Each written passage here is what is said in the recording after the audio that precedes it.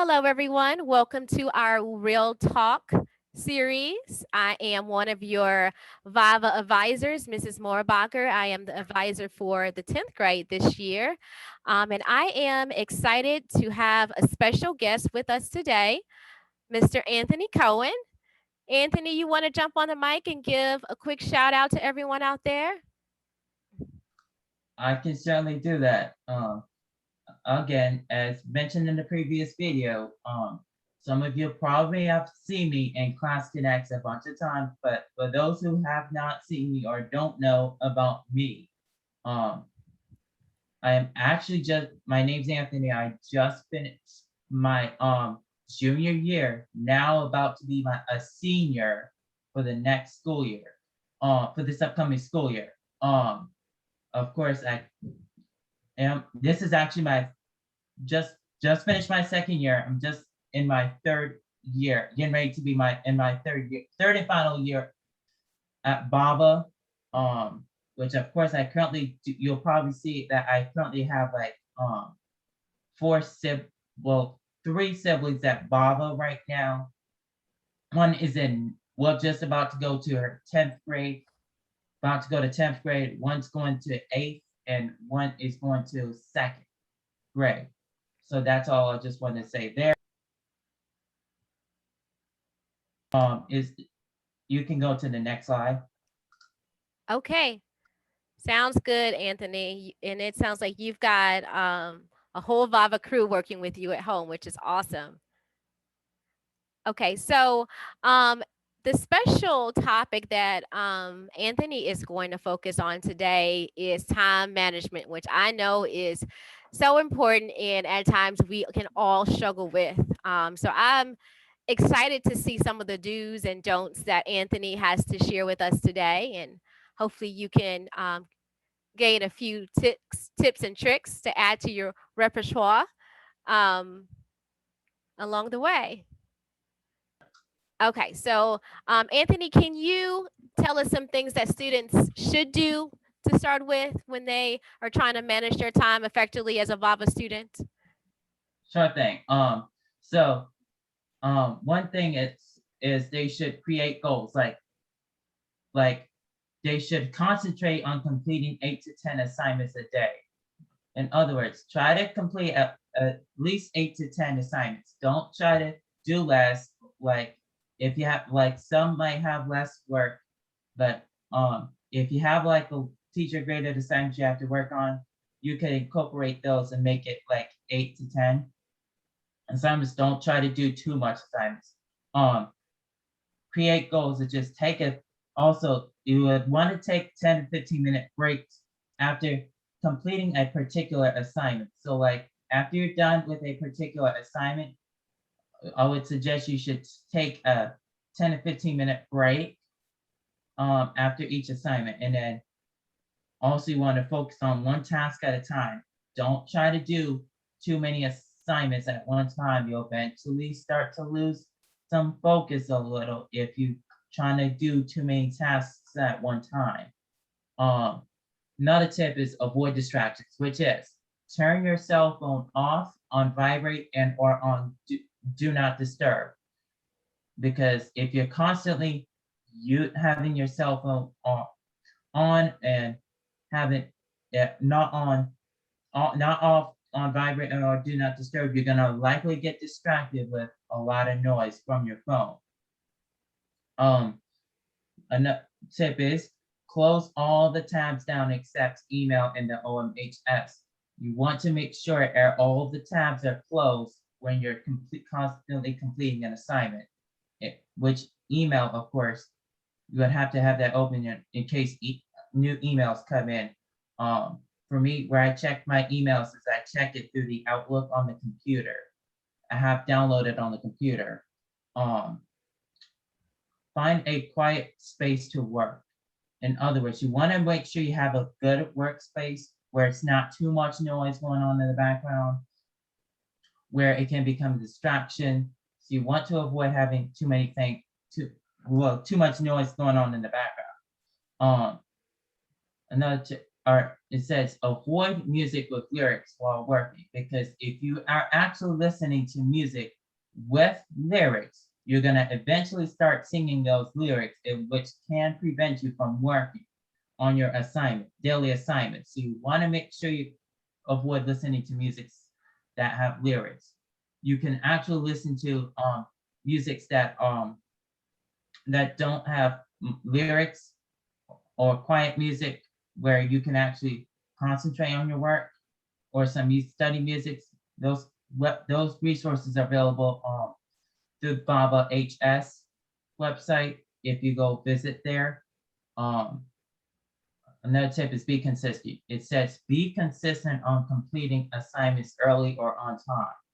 In other words, just make sure you complete all the assignments early or on time, so that way when it comes to the final week of the quarter, you don't get too stressed out over trying to get assignments turned in on time.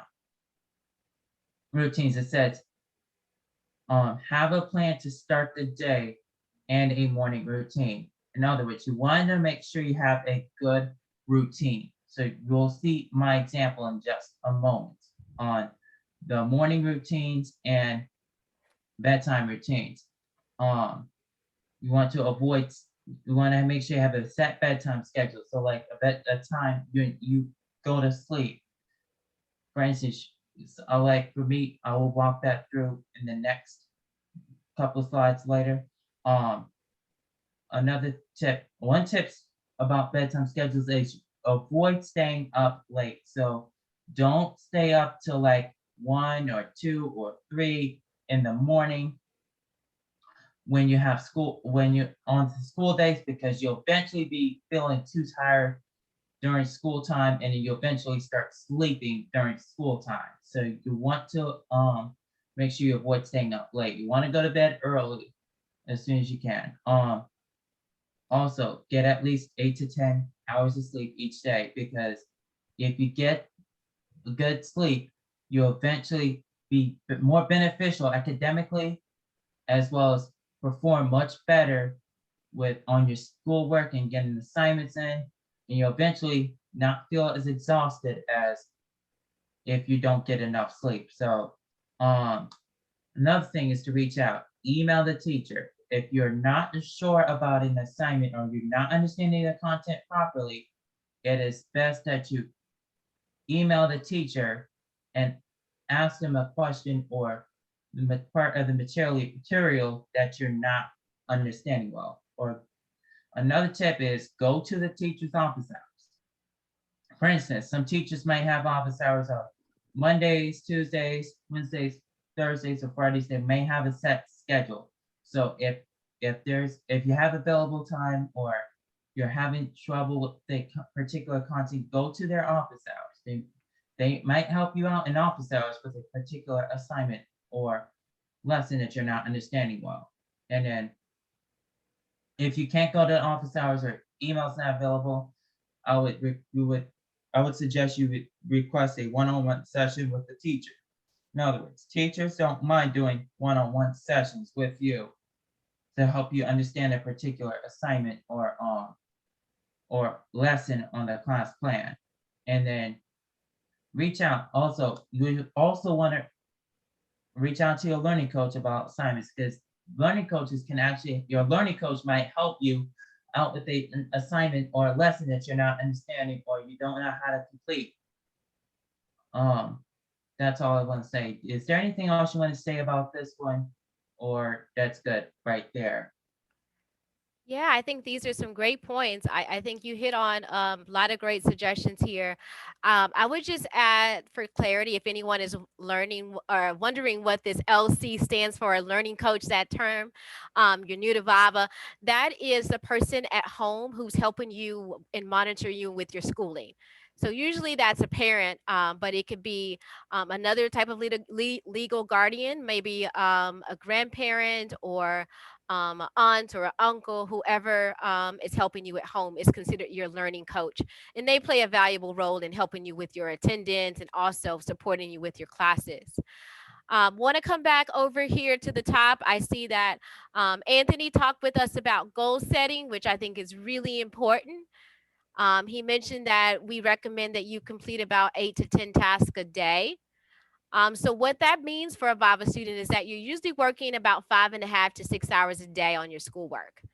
So if you're someone who's finding that you're either spending too little time on your work, so you're working a lot less than that 5.5 to 6 hours, or spending a lot longer than that recommended time, please reach out to your advisor, and we can talk with you about either how to supplement additional academic time, or how to work more efficiently, or provide get some additional resources for you if you're struggling in completing your work in a reasonable amount of time. So just keep that in mind. I think putting those phones away, like Anthony mentioned, is highly important and valuable. At the same time, your phone can be a valuable resource when we think about time management and setting those alarms for yourself. So if you need to set some alarms to keep yourself on track in your classes, maybe you're getting overwhelmed by a course. Instead of working for 2 hours straight, set an alarm for an hour and then switch to the next class, so that you can keep your day flowing just like you would in a traditional class. But yes, be consistent. Definitely want to have those routines. I think sleep is so important. And then, yes, reach out to us. We love to hear from you guys. Mhm. Okay. All right. Yeah. We're moving on to routines. Anthony, can you tell us about your school routine and how you structure your day? Because I know there's lots of people out there dying to hear about what it's like to actually be a VAVA student. Sure thing. I'll walk through it. Okay. So, um, so for this school year, here my morning routine is that I usually get up around 7 a.m. each day, each school day. So, once afterwards, I immediately get ready for the day, which I mainly like brush teeth, my teeth, change clothes, change my clothes, get some breakfast, actually wash my face as well. So, and then afterwards, I would do the morning prayer with the family, um, which we usually do it around like 8 a.m. or 7:30, somewhere around there. Um, and then I would eventually take the dog to the bathroom and feed the dog. At least get the dog situated, so that way I don't have to worry about doing it like during the school time, which it can be a leading cause of distraction. And then I definitely get some coffee as well, which can help me out with focus a little. Okay. All right. I like here, Anthony, how you talked about having some morning time, quiet time for, prayer, meditation, whatever you prefer to do. I think that that's really important to get your mind focused for school. And then I also like how you have movement in the morning, taking care of the dog. It's a responsibility. And it's also exercise, and it gets your blood flowing and heart pumping. So I think it's good to start with a little bit of movement before, you jump right into your classes. All right, let's hear more. All right. So for the lunchtime, I mostly take my lunch break from 2 o'clock to 2:30 p.m. There will be times where I have like advisor meetings at 2, where I would adjust it. For instance, I might change like to like 2:30 or 3 or 1:30 to 2, somewhere around there, depending on my advisor um, meetings and all that. And then most of the time where I eat is I mostly eat down my lunch downstairs in the kitchen area, so I don't wind up having messy desk or my keyboards get messed up or computers, etc. Because if I was to eat too much up here, we would likely have like messed up computers, which can mess up our school day. Is there anything else you want to say about this one before we get to the bedtime schedule? Well, I just want to compliment you, Anthony, on getting up from your desk to have your lunch. I think that that is good, important. That's really important to give your brain a break, to have those brain breaks, to clear your mind from school for, just even a few minutes, so that when you go back to your desk and jump into your studies, you are refreshed and ready to go. So, definitely take breaks when you need them. Anthony mentioned here he takes a lunch break for 30 minutes, which I think is an appropriate amount of time. You might also want to incorporate some 10 and 15-minute breaks throughout your day. All right. All right. For the bedtime schedule, um, I mostly start getting ready for bed around like 10:30 p.m. And then before I get ready for bed, I would first take the dog to the bathroom, um, so he can actually go pee and poop outside. And then after I do that, I would um start getting ready for bed, like brush my teeth, change clothes, and then get ready to start laying down. And then I would make then afterwards I would sleep at around 11 p.m. But if I don't get enough sleep, I would incorporate some nap times throughout the next day to make up for some missing sleep time. So like if I couldn't get sleep due to constantly be on the cell phone or anything like that, I would make up for that during sleep, make up the sleep time the next day, like after I complete schoolwork or anything like that. Um, is there anything else you want to say about this one, or need some clarity? Yeah, I mean, again, I see a lot of good ideas here. I like the idea that, you start thinking about going to bed before you actually go to sleep. So if you are having trouble going to sleep, I think it's a good idea to turn off your electronics, put away your schoolwork, turn off the television. A good 30 minutes before you actually go to bed, you can, take some time to, if you're religious, maybe pray or read a book or, whatever it is that you like to do that's peaceful and relaxing prior to going to bed. And I think 11 o'clock is a reasonable time for a high schooler to go to bed. Especially thinking about your class connects that you might have the next day, which usually start around 9 o'clock. If you're going to bed at 1, and that could give you 8 hours of sleep, but you're not having enough time to have a morning routine to get breakfast before your class connects, or brush your teeth. All those things I think should be taken care of before you jump right into your classes. So I think 11 o'clock is definitely a good time to aim for when you're thinking about going to bed at a decent time to get ready for the next school day. You guys do have an advantage because you don't have to go anywhere, right? So that definitely saves you some time. Um, but getting an early start, and I think getting yourself mentally prepared for school, and like I said, move around a little bit, get physically active before your classes, should put you in a good position before you get going. I'm not sure if Anthony mentioned it, but before you start your day too, you want to think about what's on your plan and what's you need to turn in. So if you think about, you've got 5 or 6 assignments due that day, think about maybe the order that you're going to do them in. Thinking about if you need to email any teacher. So having that time to mentally prepare your day and get your mind wrapped around what you need to do is really important. Okay, so we talked a lot about some good practices when it comes to time management. Sometimes we can fall into some traps. All right, we start to adopt some bad habits. So if you feel yourself wandering in the wrong direction, I just want you to be aware of some of the don'ts that Anthony has identified, so that you can stay on track in your classes and manage your time effectively. Okay, Anthony, can you talk about some things that your peers should avoid? Sure thing. Okay. Uh, so some things you should avoid. Distractions. Don't keep your cell phone out. So don't have your cell phone out while you're constantly focusing on your assignments, because if you have your cell phone out while working on your assignments, you will eventually find out that you're wasting time on a particular class. So make sure you put that away before you do your work. Um, don't try to to do multiple tasks while working. So like, just don't try to do multiple tasks, because it can eventually be a distraction if you just constantly doing more than one task at a time.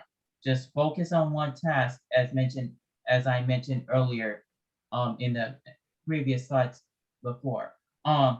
don't have too many tabs open while completing assignments or at once.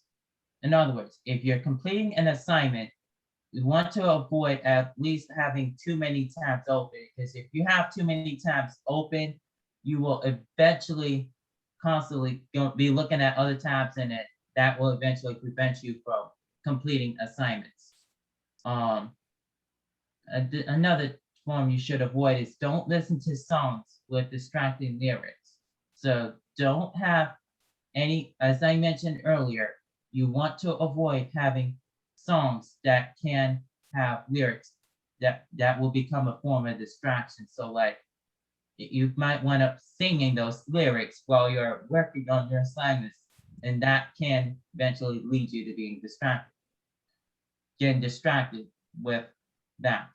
Um, Procrastination, it's just don't avoid items on schedule. In other words, make sure you focus on those assignments. Do not skip those assignments, because if you're constantly skipping assignments that are on your schedule, you will eventually start getting a little bit stressed out once it comes down to the final week of the or semester week of the quarter or semester to get those assignments turned in. So you want to avoid that. If you need to, break them up into small chunks. So like if you have like a class project to do, like if you have an essay or a short story or poem you have to do for your class, you would break it up into small chunks like pre-writing. Would start with planning out what you're gonna write about, or and then you would organize how you're gonna talk about a particular event or scenario. And then drafting you would try to focus like one paragraph or however it's written. Like if you have an essay, I would break it. I would like do like one one paragraph at a time each day, and then eventually once it comes to like final project, you would eventually do like editing or revising, and then afterwards you just turn it in. Um if it's a like a big project, you I would break it up. I would actually um lost my thought, but anyway, anything else you have to say there? Yeah, I think you're on the right track. Definitely break up those projects. Give yourself some immediate deadlines if your teacher haven't already provided those smaller deadlines for you, so you can pace yourself when it comes to the bigger projects instead of waiting to the last minute. We talk about, procrastination. I think we've talked about a lot of these items already. So, for great job in reminding us of those. I know it's so easy to get into the trap of procrastination. Here are some reasons why you might, perhaps start to procrastinate that Anthony will talk to us about. Okay, go ahead, Anthony. All right. So here are some reasons for procrastination. One reason is a fear of failure. In other words, you might feel like you're gonna not do so good on an assignment because you don't know how to complete it, or you feel that you're gonna complete it incorrectly and perhaps get a zero. So that's one reason. And then, of course, unsure how to complete an assignment is probably part of the fear of failure scenario. But lack of motivation is another key, because you eventually feel like that you're not really good, you're not energized, or you're constantly feeling a little bit stressed out over an assignment, or still don't know how to do the assignment, or just want to skip it or be lazy, stuff like that. And then trouble concentrating. In other words, a lot of people would actually have lost focus while trying to get those assignments turned in, and hence they would start putting those assignments off early, and then wait till the last minute to do those would eventually make them stressful. And then also wanted to add on to that, perfectionism is enough. Even though it's not on this slide, perfectionism, it's like you're feeling like you want to at least get an all 100% on the assignment, and it eventually you feel like you're gonna make a mistake, or you don't, you're gonna feel fear of making a mistake on an assignment. So hence you would not want to do the assignment and then you just wait till the last minute to do those assignments. Is there anything else you want to say about this one? I just think that these are some great points to be aware of if you are finding that you're having trouble throughout the year. And if you're suffering from one of these issues or facing these challenges, definitely reach out to your advisor, and we will do our best to help you overcome these challenges. If we can't support you directly, then we will connect you with one of your school counselor, or help you connect with outside resources.